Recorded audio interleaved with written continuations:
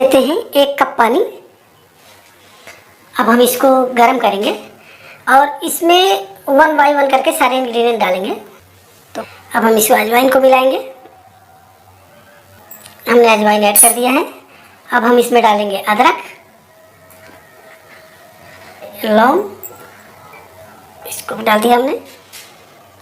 ये अब हम काली मिर्च डालते हैं इसमें, और ये है बड़ी इलायची। हर सबको मिला के हम थोड़ा सा हल्का चला देंगे इसको। अब हम इसको तब तक उबालेंगे जब तक ये पानी 1/3 नहीं बचता।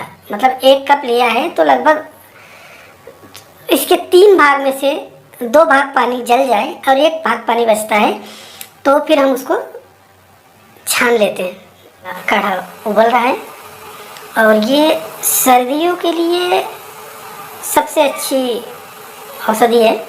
आप इसको वैसे भी पी सकते हैं चाय के तौर पे, जैसे लोग चाय पीते हैं। ज़रूरी नहीं कि आपको कफ हुआ हो, खांसी हुआ हो या जुकाम हुई हो, आप नॉर्मली भी इसको पी सकते हैं, क्योंकि ये होममेड है तो इसमें कुछ ऐसा साइड इफ़ेक्ट नहीं है इसका। ठंडियों में शरीर को गर्म रखता है, गर्म रखने के साथ साथ इम्यूनिटी भी बढ़ाता है। तो ये देखिए काढ़े का कलर हल्का हल्का चेंज होना शुरू हो गया है और लगभग हमारा आधा पानी जल चुका है।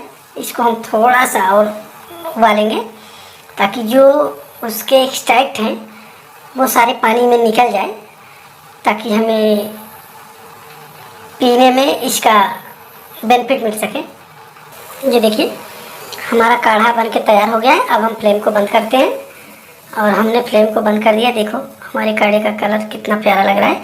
अब हम इसको छान के आपको दिखाते हैं। ये देखिए ये हमने छान लिया है। जो कितना प्यारा कलर है और इतनी ही प्यारी खुशबू आ रही है इसमें से, बिल्कुल नाक को खोल देती है। तो आप इसको, इस काढ़े को गरम गरम जैसे चाय पीते सिप सिप करके उस तरह से पीना है, और ये आपको सर्दी जुकाम ड्राई कफिंग में काफ़ी आराम देगा। तो आप एक बार इसको ट्राई कीजिए। ट्राई करने के बाद आपको इसका इफ़ेक्ट कैसा लगा आप हमें ज़रूर बताइए कमेंट बॉक्स में। और तब तक के लिए नमस्कार। मिलते हैं हम एक अगली रेसिपी में।